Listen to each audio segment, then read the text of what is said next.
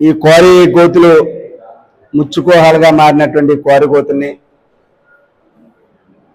పూడ్చడం అంటే ముందు నీరు తోడవలసిన అవసరం ఉంది. నీరు తోడిన తర్వాత పూడ్చవలసిన అవసరం ఉంది. దీనికోసం మరి 2011లో లోకాయుక్త చేయడం, 2012లో మరి హైకోర్టులో రిట్ వేయడం జరిగింది.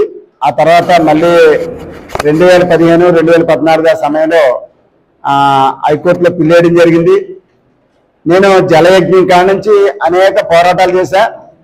అదే కాకుండా క్వారీ మార్కెట్ క్వారీలో సంవత్సరం క్రితం, సంవత్సరం దరిదాపులో అవుతుంది ఇప్పుడు, సంవత్సరం క్రితం మరి క్వారీ గోతులో దిగి 110 అడుగులు లోతున్నటువంటి క్వారీ గోతులో దిగి ఈరోజు 4 గంటలకు బయలుదేరితే ఆ మరుసటి రోజు 10 గంటలకి బయటకు వచ్చాను.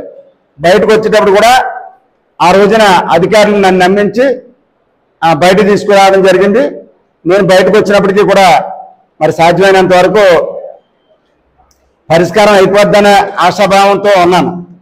అయితే పరిష్కారం అయిపోద్దని నేను అనుకున్నప్పటికీ కూడా పరిష్కారం కాకపోవడంతో మళ్ళీ పోరాటం కొనసాగుతూ వస్తుంది. ఈ వేళకి 2 రోజుల క్రితం కూడా క్వారీలో మనిషి సరిపోయినటువంటి పరిస్థితి ఉంది.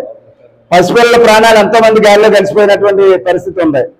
అంచేత ఇది పరిష్కారం అవ్వాలనేటటువంటి ఉద్దేశంతో ఈ ఓనర్స్తో అదేవిధంగా అధికార యంత్రాంగంతో మరి తాడో పేరు తేల్చుకోవడానికి నేను సిద్ధంగా ఉన్నాం, సౌకర్యాలు తేల్చుకోవడానికి సిద్ధంగా ఉన్నాం అనేది నేను చెప్తున్నా. ఈ పోరాటం అనేది చిన్నగా నడిచేటటువంటి పోరాటంగా ఉండదు. అంచేత ఏదైతే నేను తలపెట్టినటువంటి పని పూర్తి అవ్వాలి.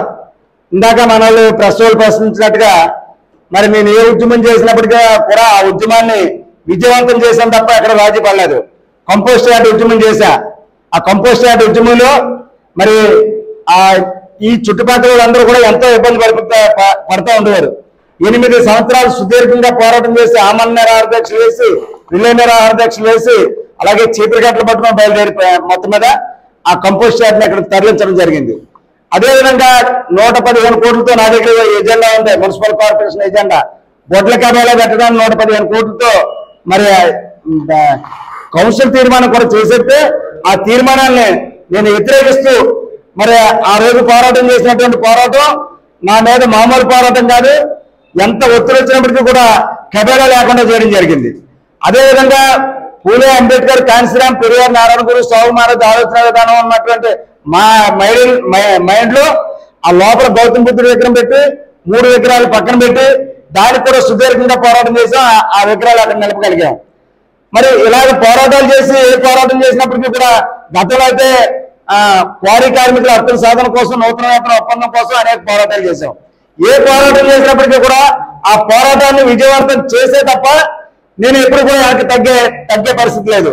కానీ ఇది ధనవంతుడికి దళితుడికి జరుగుతున్నటువంటి యుద్ధంలాగా జరుగుతుంది తప్ప ఇంకోటి కాదు. మరి ధనవంతులు అందరూ ఏకమయ్యారు. నేను దళితులందరూ ఏకమైనప్పటికీ కూడా ఏ విధంగా ముందుకెళ్ళాలి, ఏ విధంగా మేము ముందుకు రావాలి అనేది చూస్తే ఆర్థిక ఇబ్బందులు చాలా ఉంటాయి. ఆర్థిక ఇబ్బందులు ఉన్నప్పటికీ కూడా హైకోర్టులో కేసు ఏంటంటే లక్షల మీద, పెద్ద పెద్ద లాయర్ల మీద లక్షల మీద వేసాం. నాకు ఒక ఆయన పెద్ద ఆయన సపోర్ట్ ఉన్నప్పటికీ కూడా మరి ఆయన కూడా ముందుకు వచ్చి సపోర్ట్ చేయలేడు. కానీ వెనకుండి సహకరించినప్పటికీ కూడా నేను డైరెక్ట్ ప్రయత్నిస్తూ ఎంతవరకు ఆ పోరాటాన్ని విజయవంతం చేసుకుంటూ వచ్చాను.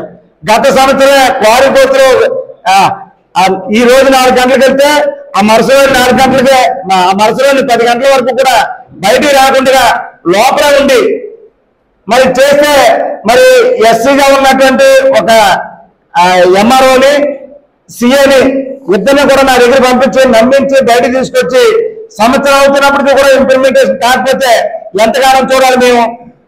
దాని మీద సుదీర్ఘ పోరాటం జరుగుతుంది కనుక ఈ పోరాటాన్ని విజయవంతం చేయడానికి మీరు సగల విధాలా మరి ఏదో రకమైన నిర్ణయం తీసుకోవాలి. మరి నేను నమ్మేది ఏంటంటే ఇప్పుడున్నటువంటి ప్రభుత్వం ఖచ్చితంగా ఈ సమస్య పరిష్కరిస్తుంది అనేటటువంటి ఆశాభావం నాకుంది. దాని మీద నేను చెప్తున్నాను.